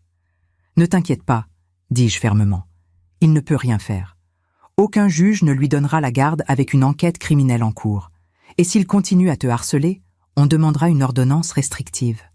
Il a dit qu'il allait te détruire, sanglota Claire, qu'il allait révéler des choses sur toi et papa. Qu'il essaie, répondis-je froidement. Je n'ai plus de secret, Claire. Tout est déjà sur la table. Il n'a plus aucun pouvoir. Tu en es sûre? Absolument certaine. Après avoir raccroché, je pris un taxi pour rentrer chez moi. En chemin, je réfléchissais. Benoît était acculé, dangereux comme un animal blessé. Il allait se battre avec toutes les armes qu'il avait. Mais j'avais prévu cela aussi. De retour à l'appartement, je sortis un autre dossier de mon coffre-fort. Un dossier que je n'avais pas montré à la police. Pas encore. Des photos, des relevés téléphoniques, des témoignages que j'avais collectés au fil des ans. Pas seulement sur Benoît. Sur d'autres personnes aussi. Sur Marie, par exemple. La pieuse Marie qui allait à l'église tous les dimanches. Les photos la montraient avec un homme qui n'était pas son défunt mari, il y a 20 ans, entrant dans un hôtel. Henri me les avait données avant de mourir, me disant « Si un jour elle te cause des problèmes, utilise ça. » Sur Julien aussi. Des documents prouvant qu'il avait détourné des fonds de l'entreprise familiale avant qu'elle ne ferme. Pas beaucoup, quelques milliers d'euros, mais assez pour le ruiner socialement si c'était révélé. J'avais tout gardé, toutes ces petites munitions, juste au cas où. Mon téléphone sonna à nouveau. Cette fois, c'était un numéro que je reconnaissais. Simone. « Colette, dit-elle, sa voix tremblante. Je dois te parler. Je t'écoute. Julien. Il est malade. Le stress de tout ça, il a fait une crise cardiaque ce matin. Il est à l'hôpital. Mon cœur se serra malgré tout. C'était mon frère, après tout. C'est grave? Ils disent qu'il va s'en sortir, mais il doit rester en observation quelques jours. Je viens, dis-je sans réfléchir. Vraiment? Après tout ce qui s'est passé? C'est mon frère, Simone, malgré tout. À l'hôpital Édouard Herriot, je trouvais Julien dans une chambre privée, branché à des moniteurs, le visage gris, l'air diminué. Simone était assise à côté de lui, les yeux rouges. Quand il me vit entrer, Julien détourna le regard. « Tu n'avais pas besoin de venir, » marmonna-t-il. « Si, » répondis-je, m'asseyant de l'autre côté du lit. « Tu es mon frère. Un frère qui t'a utilisé, » dit-il amèrement. « Un frère qui a profité de toi pendant des années. Oui, admis-je simplement, mais aussi le frère qui m'a défendu à l'école quand les autres enfants se moquèrent de moi, le frère qui m'a appris à faire du vélo, le frère qui a pleuré avec moi quand maman est morte. Ses yeux se remplirent de larmes. Je suis désolée, Colette, pour tout. Je sais, l'argent, je vais te le rembourser, même si ça me prend des années. On verra, dis-je doucement. Pour l'instant, concentre-toi sur ta santé. Simone nous regardait, les larmes coulant silencieusement sur ses joues. Colette, dit-elle, les 7 000 € du sac Louis Vuitton, c'était pour payer les dettes de jeu de Julien. Je ne voulais pas qu'il retourne au casino. J'ai menti pour le protéger. Je la regardais, cette femme que j'avais jugée superficielle, égoïste, et je vis quelqu'un d'autre, une femme qui aimait son mari malgré ses défauts, qui essayait de maintenir sa famille ensemble. « Tu aurais pu me le dire, dis-je. J'avais honte. On a tous honte de nos secrets, n'est-ce pas ? Oui, admis-je. Nous avons tous nos secrets. Je restai avec eux 1 heure, puis rentrai chez moi alors que le soir tombait. En marchant le long de la Saône, je pensais à tout ce qui s'était passé en 48 heures. Une famille explosée, des secrets révélés, des cœurs brisés, mais aussi, étrangement, une forme de libération. Mon téléphone vibra une dernière fois. Un email de Maître Durand. « Colette, le procureur est très impressionné par votre dossier. Il pense avoir assez pour inculper Benoît Lacroix de fraude fiscale, blanchiment d'argent et association de malfaiteurs. Le procès pourrait avoir lieu dans 6 mois. Préparez-vous à témoigner. » Je souris en lisant ces mots. 6 mois. Dans 6 mois, tout serait fini. Benoît paierait pour ses crimes. Claire serait libre. Et moi, je pourrais enfin commencer ma vraie vie.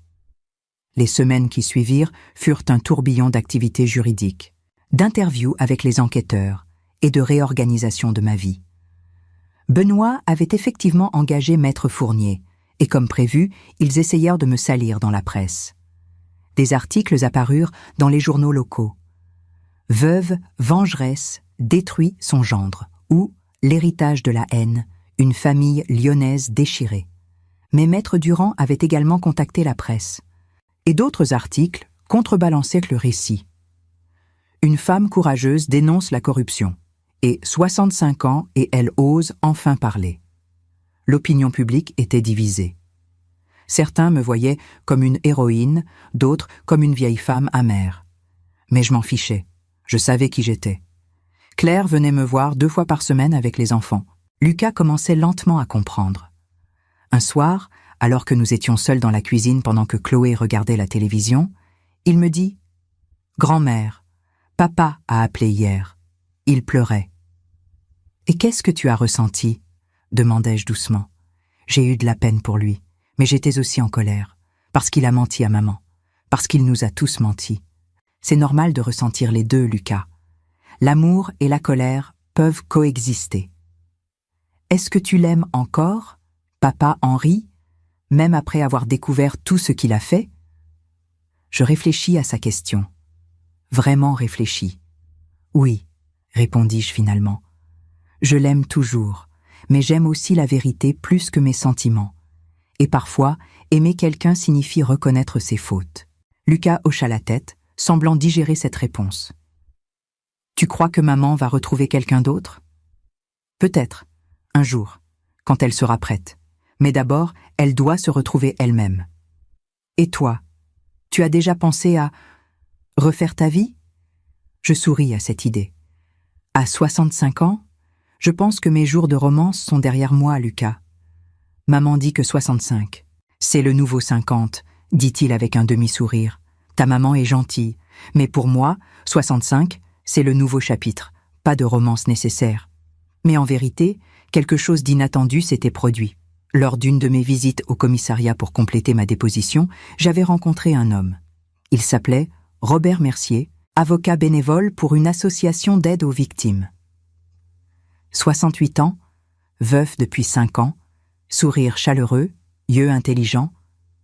Nous avions pris un café ensemble après ma déposition, simplement pour parler. Il comprenait ce que c'était de porter des secrets, d'avoir une vie compliquée. Sa femme était morte d'un cancer, Et il avait passé les dernières années à essayer de donner un sens à sa vie à travers le bénévolat. « Vous êtes remarquable », m'avait-il dit ce jour-là. « Pas beaucoup de gens auraient le courage de faire ce que vous faites. »« Ou la folie ?» avais-je répondu avec un sourire. Le courage et la folie sont souvent la même chose, juste vus sous des angles différents. Nous avions échangé nos numéros. Depuis, nous nous envoyons des messages de temps en temps, rien de romantique, juste. Une connexion, une amitié naissante avec quelqu'un qui me comprenait. Un mardi matin, 1 mois après le dîner fatidique, je reçus un appel inattendu. Un numéro de Bordeaux. « Allô ? Colette Renard ?» Une voix masculine, vieillie, hésitante. Mon cœur s'arrêta.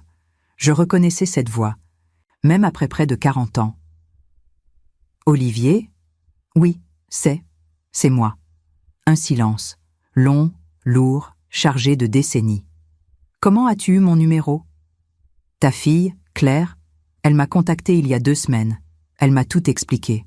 Elle voulait savoir si je voulais la rencontrer. » Je m'assis, mes jambes soudainement faibles. « Et tu veux ? » ?»« Oui, mon Dieu, Colette, j'ai une fille. Une fille de 38 ans que je n'ai jamais connue. Comment ? Pourquoi tu ne m'as jamais dit ? » « Parce que j'avais peur, admis-je, les larmes commençant à couler. Peur de perdre Henri, peur de tout détruire, peur de... Je ne sais même plus de quoi j'avais peur. Elle est magnifique, Colette. J'ai vu ses photos. Elle te ressemble. Je souris à travers mes larmes. Elle ressemble à Henri aussi, dans sa gentillesse, sa force. Elle m'a invitée à Lyon pour la rencontrer ses enfants, mes petits-enfants.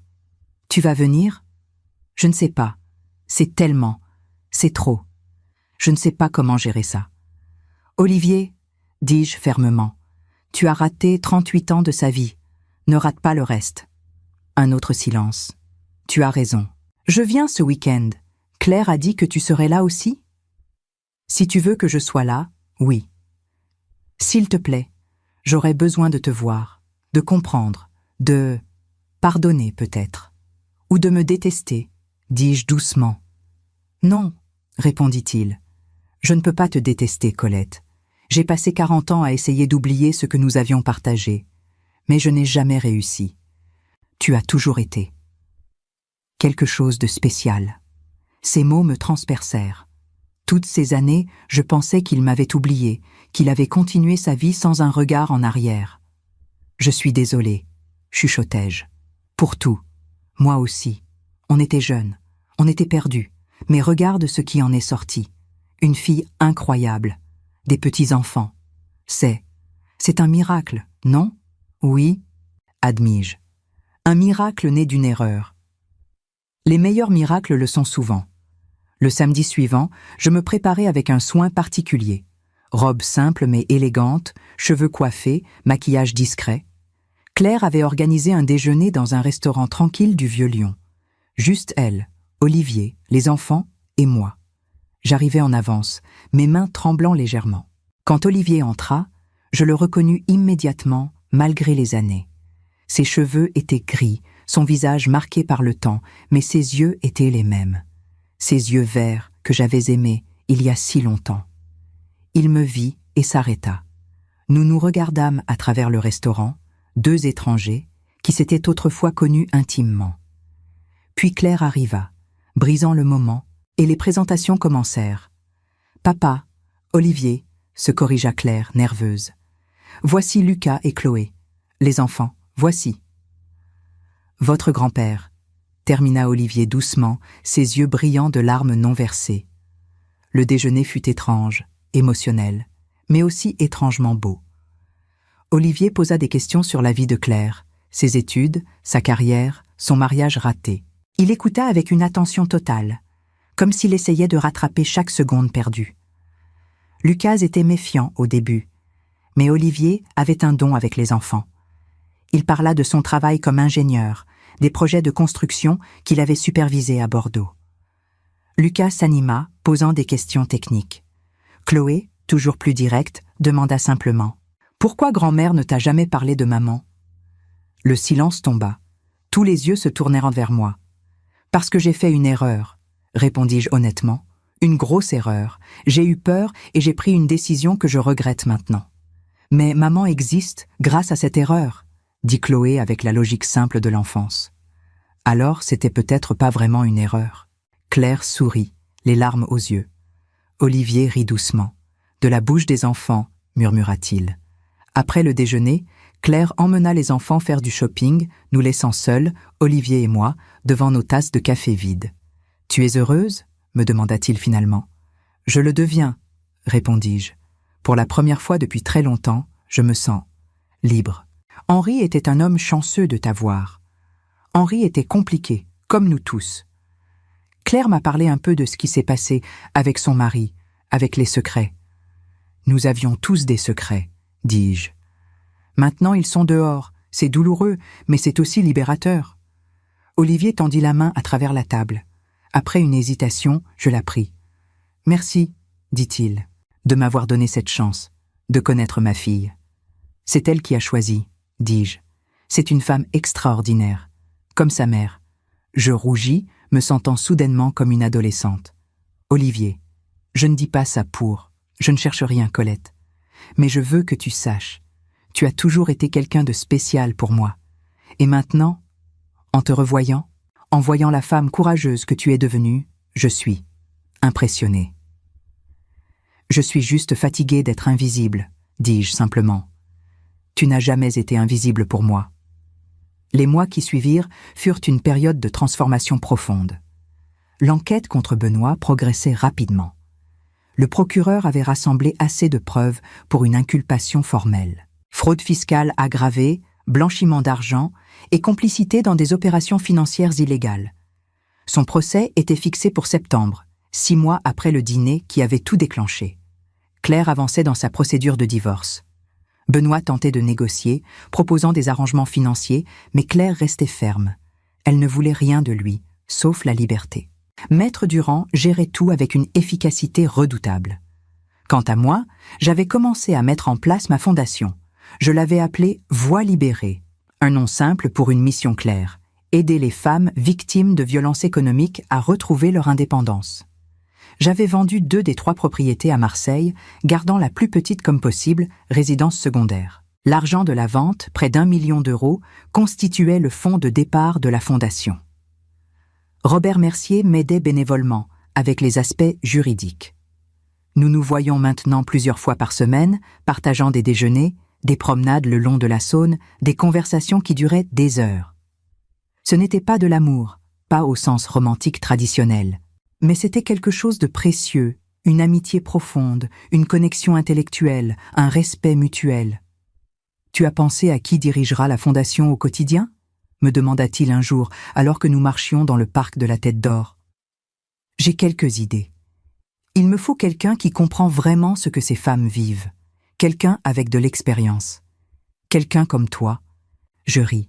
Je suis trop vieille pour diriger une organisation jour après jour, mais je veux être impliquée dans les décisions importantes. Tu n'es pas vieille, Colette, tu es dans la fleur de l'âge de ta sagesse. Charmeur, dis-je en souriant. Réaliste, corrigea-t-il. Nous nous arrêtâmes près du lac, regardant les cygnes glisser gracieusement sur l'eau. Est-ce que tu as des regrets ? Demanda Robert doucement. Sur la façon dont tu as révélé tout ça ? Je réfléchis longuement avant de répondre. Parfois, je me demande si j'aurais pu le faire différemment, plus doucement. Mais ensuite, je me rappelle le regard de Benoît quand il m'a humiliée, le rire de toute la famille, et je réalise que non, il fallait que ce soit brutal, il fallait que ce soit public, parce que l'humiliation privée n'aurait rien changé. Tu es une femme forte, Colette. Je suis une femme fatiguée d'être faible, corrigeai-je. Un après-midi de mai, Claire m'appela, excitée. « Maman, Olivier m'a invitée à Bordeaux, avec les enfants. Il veut nous présenter à ses autres enfants, mais mes demi-frères et sœurs. C'est merveilleux, ma chérie. Il veut que tu viennes aussi. » Je m'arrêtais surprise. « Moi ? Pourquoi ? » « Parce que tu fais partie de l'histoire. Parce qu'il dit que ses enfants devraient te connaître aussi. Et parce que je pense qu'il veut passer du temps avec toi.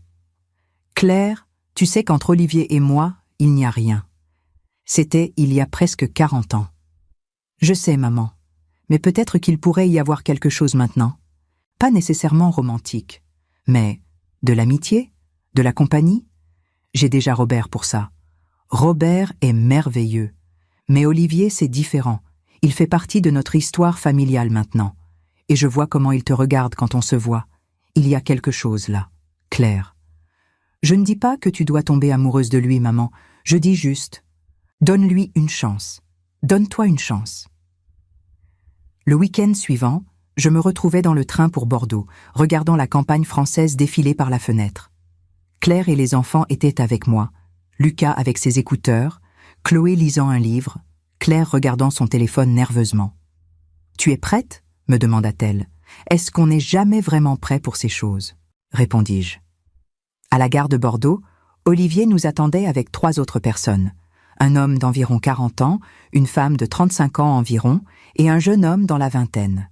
« Voici Thomas, Aurélie et Julien », présenta Olivier, montrant chacun. « Mes enfants, votre famille. » Les présentations furent maladroites, touchantes. Thomas, l'aîné, ressemblait étonnamment à Olivier jeune. Aurélie avait un sourire chaleureux et immédiatement prit Chloé sous son aile. Julien, le plus jeune, semblait fasciné par Lucas et le bombarda de questions sur ses jeux vidéo préférés. Et puis, Olivier se tourna vers moi. Et voici Colette, la mère de Claire, et quelqu'un de très important de mon passé. Les 3 enfants d'Olivier me regardèrent avec curiosité, mais sans hostilité. Olivier leur avait clairement expliqué la situation. « Enchanté », dis-je simplement. Le week-end fut étrangement merveilleux. Olivier avait loué une grande maison dans la campagne bordelaise, assez de place pour tout le monde. Nous passâmes les journées à nous promener dans les vignobles, à partager des repas, à apprendre à nous connaître. Le samedi soir, après que tous les enfants furent couchés, Olivier et moi nous retrouvâmes seuls sur la terrasse, un verre de vin à la main, regardant les étoiles. « C'est surréaliste, » dit-il. « Il y a 6 mois, je ne savais même pas que Claire existait. Maintenant, j'ai une fille, 2 petits-enfants supplémentaires, et toi, de retour dans ma vie.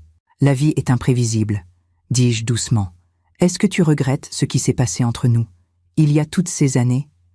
Je réfléchis longuement. Je regrette la douleur que ça a causée. Je regrette d'avoir menti à Henri au début, même s'il a fini par tout savoir.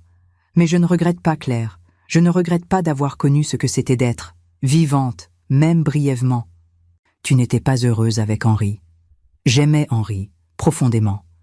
Mais c'était un amour calme, stable, prévisible. Avec toi, c'était un feu de forêt, dangereux, incontrôlable et finalement insoutenable. Olivier sourit tristement. Un feu de forêt, c'est une bonne description. Et toi, tu as été heureux avec ta femme ?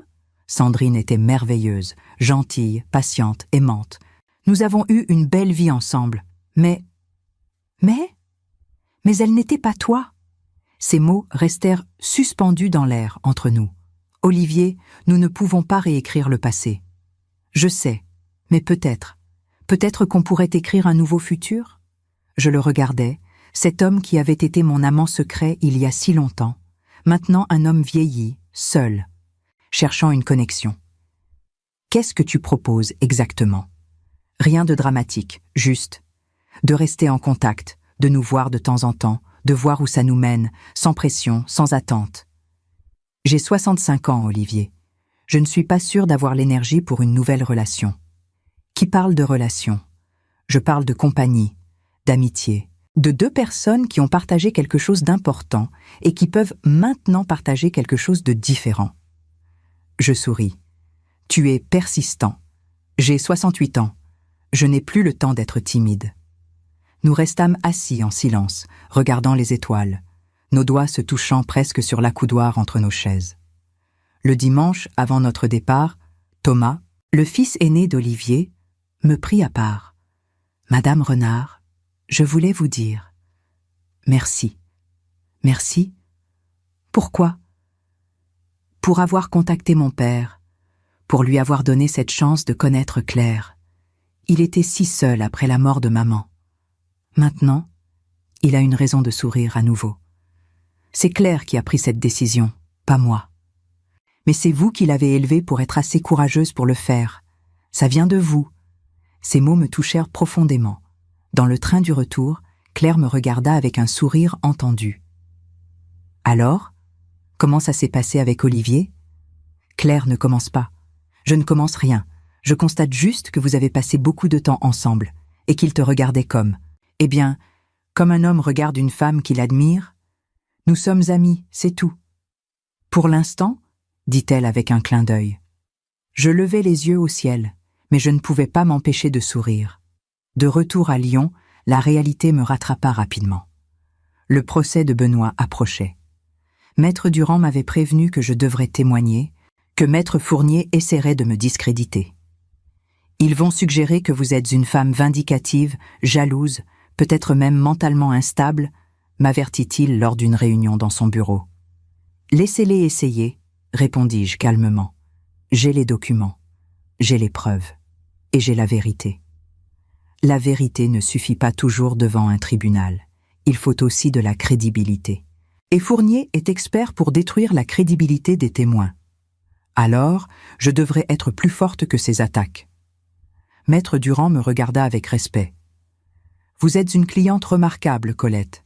La plupart des gens dans votre situation auraient abandonné depuis longtemps. » « La plupart des gens n'ont pas passé 3 ans à planifier leur revanche, dis-je avec un sourire en coin. Le soir même, je reçus un appel inattendu. Marie. « Colette, dit-elle, sa voix faible. Je suis à l'hôpital, j'ai fait un accident vasculaire cérébral. » Malgré tout ce qui s'était passé, mon cœur se serra.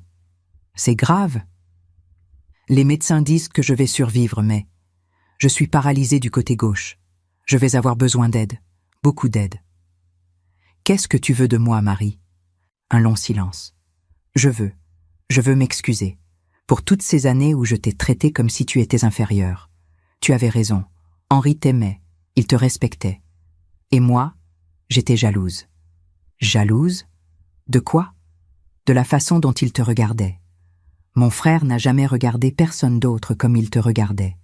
Même quand il était en colère contre toi, même quand il découvrait tes secrets, il t'aimait d'un amour que je n'ai jamais connu. Les larmes me montèrent aux yeux. Marie, je sais que je n'ai pas été gentille avec toi. Je sais que tu as des photos, des preuves de mes propres secrets, et je ne te demande pas de les détruire. Je te demande juste de venir me voir. Une fois, pour qu'on puisse parler, vraiment parler. Le lendemain, je me rendis à l'hôpital. Marie était dans une chambre privée, la moitié de son visage affaissé, son bras gauche inerte. Elle semblait avoir vieilli de 10 ans en quelques jours.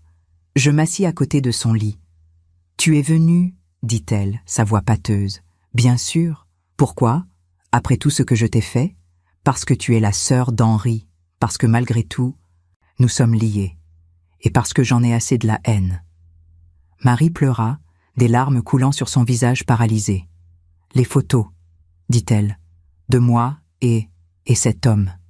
Tu vas les utiliser ? » Je sortis l'enveloppe de mon sac, celle que j'avais gardée pendant des années. Je l'ouvris, en sortis les photos, et puis, devant elle, je les déchirai. « Non, dis-je simplement. Je ne vais pas les utiliser. Tes secrets peuvent mourir avec toi, tout comme les miens. » Marie sanglota, sa main valide agrippant la mienne. « Merci. Merci, Colette. » Nous restâmes assises ensemble pendant 1 heure. 2 femmes qui s'étaient détestées pendant des décennies, maintenant unies dans leur vulnérabilité partagée. En quittant l'hôpital, je me sentis encore plus légère. Chaque secret abandonné, chaque pardon accordé était un autre poids retiré de mes épaules. Septembre arriva avec ses feuilles qui commençaient à roussir et ses matins plus frais. Le jour du procès de Benoît était enfin là. Le palais de justice de Lyon était imposant, ses colonnes de pierre témoins de décennies de vérité et de mensonges révélés. Je m'habillai avec soin ce matin-là. Tailleur noir sobre, perles d'Henri au cou, cheveux attachés en un chignon strict. Je voulais avoir l'air digne, crédible, inattaquable. Claire vint me chercher, elle aussi vêtue sobrement, son visage montrant à la fois de la nervosité et de la détermination. « Tu es prête, maman ?» demanda-t-elle alors que nous montions les marches du palais. « Je suis prête depuis 3 ans, répondis-je. La salle d'audience était pleine, des journalistes, des curieux, des membres de la famille. Je vis Julien et Simone assis au fond, Julien encore pâle de sa crise cardiaque mais présent. Même Marie était là, en fauteuil roulant, accompagnée d'une infirmière. Benoît était assis à la table de la défense, à côté de maître Fournier. Il avait maigri, ses traits tirés, ses yeux cernés. Quand il me vit entrer, son regard se durcit, mais il ne dit rien.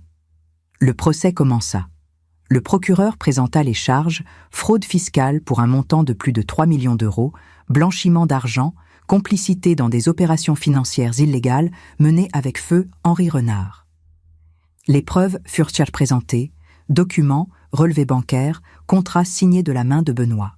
Puis vint mon tour de témoigner. Je marchai jusqu'à la barre, posai ma main sur la Bible et jurai de dire la vérité. Le procureur m'interrogea d'abord. Je racontai comment j'avais découvert les documents, comment Henri m'avait tout avoué, comment il m'avait imploré de garder le secret jusqu'à sa mort.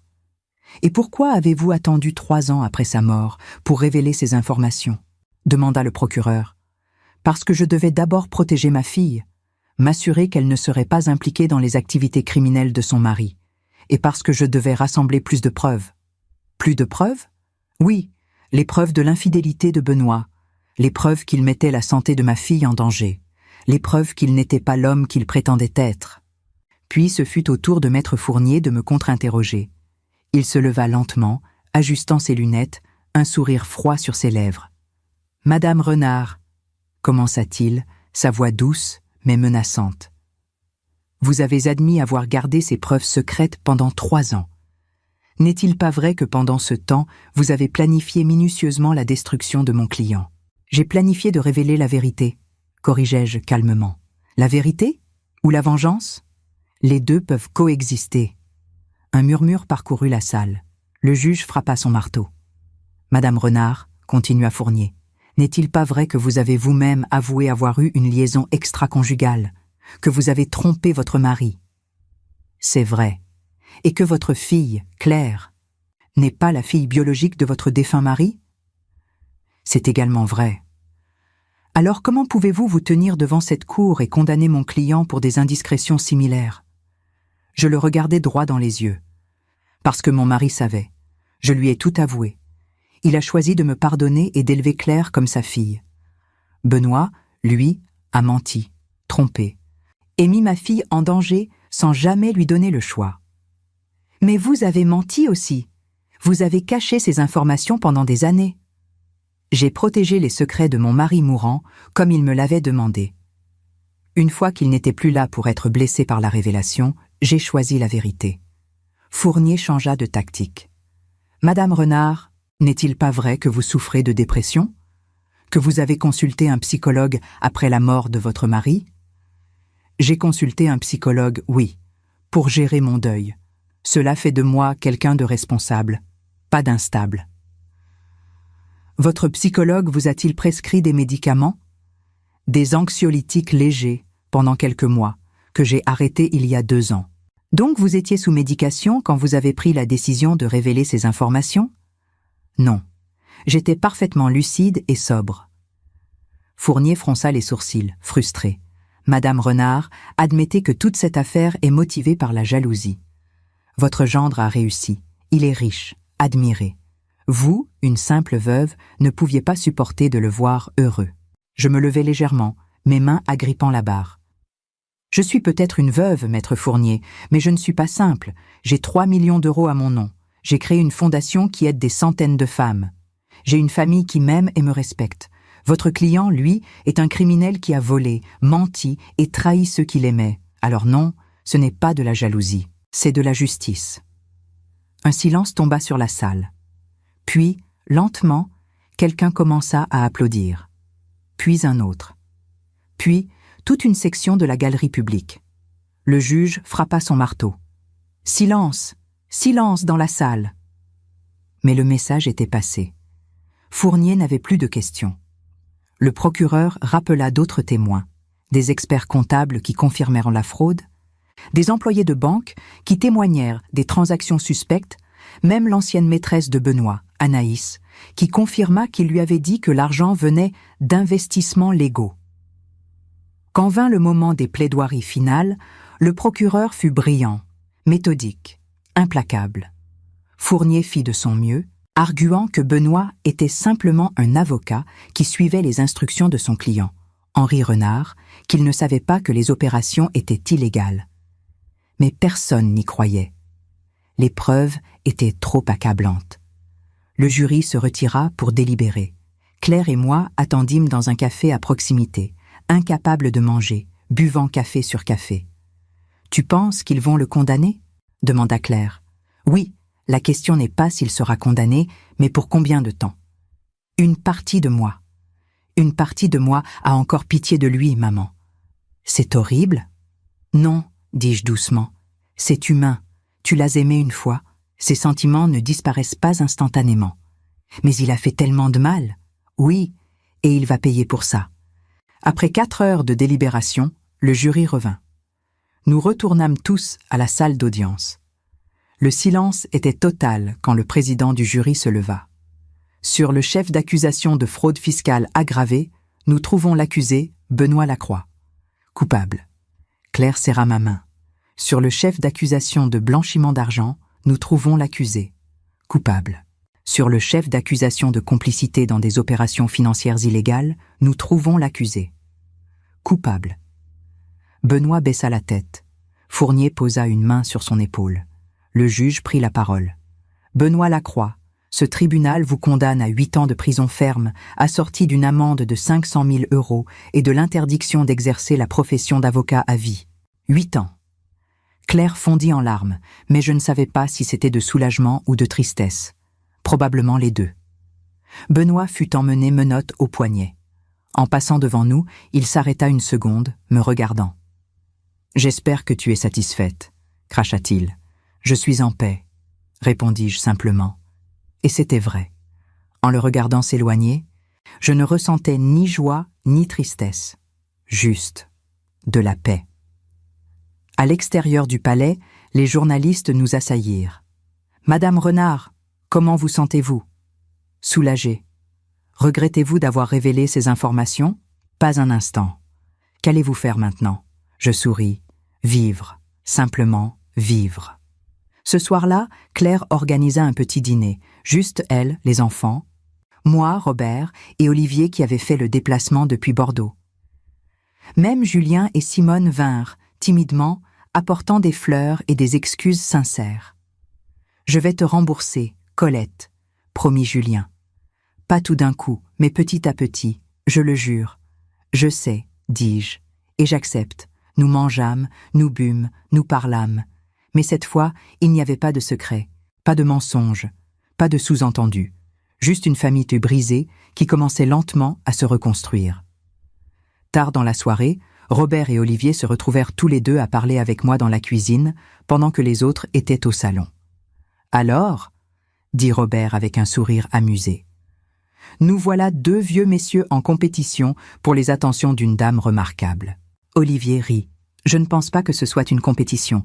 Nous sommes différents, nous offrons des choses différentes. »« C'est vrai, » admit Robert. « Mais la question est, qu'est-ce que Colette veut ?»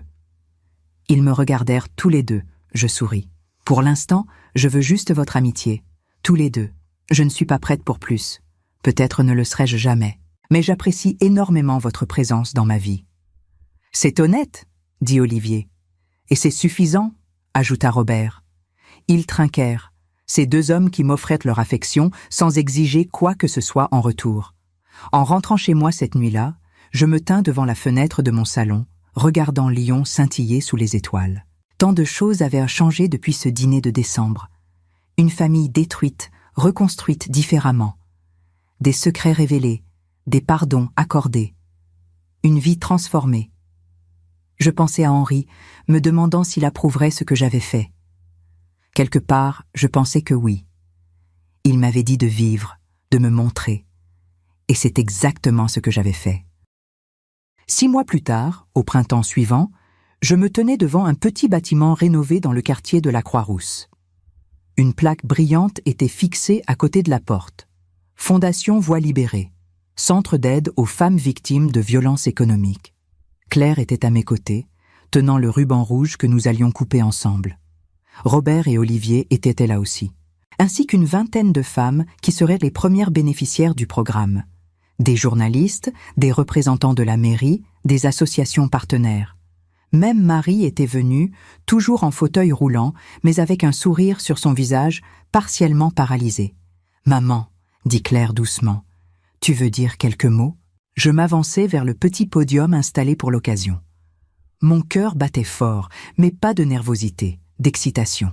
« Il y a 1 an, commençai-je, ma voix portant clairement dans l'air printanier. J'étais une femme invisible, une veuve silencieuse qui gardait des secrets, qui acceptait l'humiliation, qui se cachait derrière le confort de l'ombre.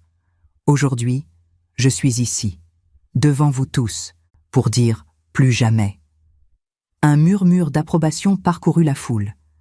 Cette fondation n'existe pas pour venger des torts passés. Elle existe pour donner à d'autres femmes ce que j'ai eu la chance de découvrir, leur propre force. Trop de femmes sont prisonnières de relations où l'argent est une arme, où le contrôle financier est une forme de violence aussi réelle que les coups.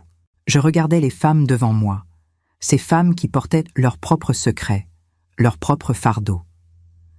Voix libérée va vous offrir des conseils juridiques gratuits, un accompagnement psychologique, une aide financière temporaire pour échapper à des situations dangereuses et des formations professionnelles pour retrouver votre indépendance. Mais plus que tout, nous vous offrons quelque chose de plus précieux, la permission d'être vu, d'être entendu, d'exister pleinement. Des applaudissements éclatèrent. Je sentis des larmes couler sur mes joues, mais c'étaient des larmes de joie. Claire me rejoignit, prenant ma main. Ma mère m'a appris que le silence n'est pas une faiblesse, mais qu'il ne devrait jamais être une prison, dit-elle au micro. Elle m'a montré qu'il n'est jamais trop tard pour dire la vérité, jamais trop tard pour se battre, et jamais trop tard pour recommencer. Ensemble, nous coupâmes le ruban. La porte de la fondation s'ouvrit, et les femmes entrèrent une à une, franchissant le seuil vers leur nouvelle vie. Plus tard, lors de la réception, une jeune femme d'environ 30 ans s'approcha de moi. Elle avait un œil au beurre noir mal camouflé sous le maquillage, des mains tremblantes. « Madame Renard, » dit-elle doucement, « je m'appelle Sophie. J'ai lu votre histoire dans le journal. Mon mari. Il contrôle tout notre argent. Je ne peux même pas acheter des chaussures pour mes enfants sans sa permission. Et quand je demande, il me frappe. » Mon cœur se serra. « Vous êtes venu ici aujourd'hui seul ?» demandai-je. « Oui, je lui ai dit que j'allais faire les courses. J'ai peut-être 2 heures avant qu'il commence à s'inquiéter. »« 2 heures, c'est suffisant pour commencer, » dis-je fermement. « Venez, je vais vous présenter à notre directrice, Madame Fontaine. Elle va vous expliquer comment nous pouvons vous aider. » Madame Fontaine était une ancienne juge à la retraite que j'avais recrutée pour diriger la fondation. Dure mais compatissante, efficace mais humaine. Exactement ce qu'il fallait. En regardant Sophie parler avec elle, je vis mon propre reflet. Pas celui de la femme battue physiquement, mais celui de la femme contrôlée, diminuée, rendue invisible par quelqu'un qui prétendait l'aimer. Robert s'approcha de moi, me tendant un verre de champagne. « Tu dois être fier, » dit-il. « Je suis. »« Comblé, » répondis-je. « Pour la première fois de ma vie, je sens que je fais quelque chose qui compte vraiment. Henri serait fier aussi. » Je pense que oui. Malgré ses défauts, au fond, il voulait faire le bien. Il s'est juste perdu en chemin. Comme beaucoup d'entre nous, dit Robert philosophiquement. Olivier nous rejoignit, tenant un verre de vin rouge. Impressionnant, Colette, vraiment impressionnant. Merci d'être venue de Bordeaux. Je ne manquerai ça pour rien au monde. Les 3, nous nous tenions ensemble, regardant les gens circuler dans le nouveau centre. Cette chose que j'avais créée à partir de la douleur et des secrets. Alors, dit Robert avec un sourire malicieux. Olivier me disait qu'il envisage de déménager à Lyon. Je me tournai vers Olivier, surprise. C'est vrai? Il rougit légèrement. Je pensais, ma fille est ici, mes petits-enfants, et d'autres raisons. D'autres raisons? Répétai-je, amusé. Une raison en particulier, admit-il, mais je ne veux pas te presser. Je sais que tu es occupé avec la fondation, avec ta nouvelle vie. C'est vrai, admis-je, mais il y a toujours de la place pour les amis, de bons amis. Juste des amis? Demanda-t-il, ses yeux verts pétillants. Pour l'instant, dis-je fermement, mais qui sait ce que l'avenir réserve? Robert rit. Eh bien, Olivier, Il semble que nous soyons tous les deux en compétition pour la patience. Je peux vivre avec ça, dit Olivier. Ce soir-là, après que tout le monde fut parti, je restais seul dans le centre. Je marchais dans les pièces vides, le bureau de conseil juridique, la salle de thérapie, la salle de formation, la petite bibliothèque que j'avais remplie de livres sur l'empowerment féminin. Je m'arrêtais devant une photo encadrée que j'avais accrochée dans l'entrée. C'était Henri et moi le jour de notre mariage, il y a 42 ans. Nous étions si jeunes, si pleins d'espoir, sans savoir tout ce qui nous attendait. « Je l'ai fait, Henri », murmurai-je à la photo. « J'ai utilisé ce que tu m'as laissé pour faire quelque chose de bien. J'espère que tu es fier. » Le visage figé d'Henri me souriait depuis le cadre. Mon téléphone vibra. Un message de Claire. « Les enfants disent de bonne nuit, grand-mère. Lucas veut savoir si tu peux l'aider avec son projet sur les femmes importantes de l'histoire la semaine prochaine. Il veut écrire sur toi. » Je souris en tapant ma réponse. « Dis-lui que je serai honorée et que l'histoire n'est pas encore terminée. » Parce que c'était vrai. Mon histoire n'était pas terminée. J'avais 66 ans maintenant, mais je me sentais plus jeune, plus vivante que jamais. Les semaines suivantes furent un tourbillon d'activités. La Fondation commença à recevoir des demandes d'aide de toute la région Auvergne-Rhône-Alpes. Nous aidâmes Sophie à quitter son mari violent, à obtenir une ordonnance restrictive, à trouver un appartement et un travail. Elle fut notre première vraie réussite. D'autres suivirent. Martine, 60 ans, dont le mari contrôlait chaque centime de sa pension. Nadia, 28 ans, empêchée par son père de travailler ou d'étudier. Isabelle, 45 ans, piégée dans un mariage où elle devait mendier pour de l'argent pour nourrir ses enfants. Chacune de leurs histoires résonnait en moi. Chacune d'elles était un rappel de pourquoi j'avais choisi de briser mon propre silence. Un après-midi de juin, je reçus un appel inattendu. Une voix masculine, jeune, hésitante. « Madame Renard ? C'est Lucas, le fils de Benoît. » Mon cœur s'arrêta. Lucas, mon petit-fils, que je n'avais pas vu depuis le procès. Lucas, mon chéri. « Comment vas-tu ? » Je vais bien. Maman m'a dit que je pouvais vous appeler si je voulais. J'ai fini mon projet. Sur vous. Et je voulais vous dire quelque chose. Je t'écoute. Je vous ai détesté, pendant des mois, pour ce que vous avez fait à papa. Mais ensuite, j'ai commencé à faire des recherches, à lire sur la violence économique, à comprendre ce que papa avait vraiment fait. Et maintenant... Il s'arrêta, sa voix se brisant. Et maintenant, je comprends. Vous n'avez pas détruit notre famille. Vous l'avez libérée. Et je voulais vous dire merci. Et je suis désolée. Les larmes coulèrent librement sur mon visage. Oh, Lucas, tu n'as pas à t'excuser. Tu réagissais à une situation impossible. Je peux venir vous voir. Avec maman et Chloé? Comme avant? Bien sûr, toujours. Vous êtes toujours les bienvenus. Après avoir raccroché, je m'assis dans mon fauteuil, regardant par la fenêtre les toits de Lyon brillants sous le soleil d'été. Ma vie n'était pas parfaite. Il y avait encore des cicatrices, des regrets, des relations à réparer. Mais pour la première fois depuis aussi longtemps que je pouvais me souvenir, j'étais heureuse, vraiment heureuse. Le téléphone sonna à nouveau. « Olivier. Colette, j'ai une question. Je t'écoute. Je cherche un appartement à Lyon. Je me demandais, si tu pourrais m'aider à chercher. Tu connais la ville mieux que moi. » Je souris. « Avec plaisir. Quand veux-tu commencer ? Ce week-end ? Je pourrais venir vendredi soir. Peut-être qu'on pourrait dîner ensemble. Juste nous deux ? Juste nous deux, comme au bon vieux temps, mais mieux. D'accord, dis-je, sentant quelque chose s'ouvrir dans ma poitrine. Pas de l'amour, pas encore, mais de la possibilité, de l'espoir. Mieux, répétai-je. Oui, beaucoup mieux. Le soir, je sortis sur mon balcon. La ville s'étendait devant moi, des millions de lumières scintillant dans l'obscurité. Chacune représentant une vie, une histoire, des secrets gardés ou révélés.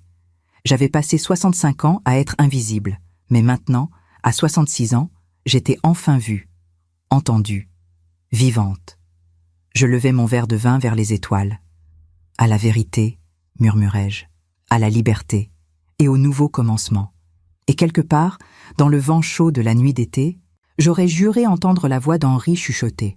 « Bien joué, ma Colette, bien joué. »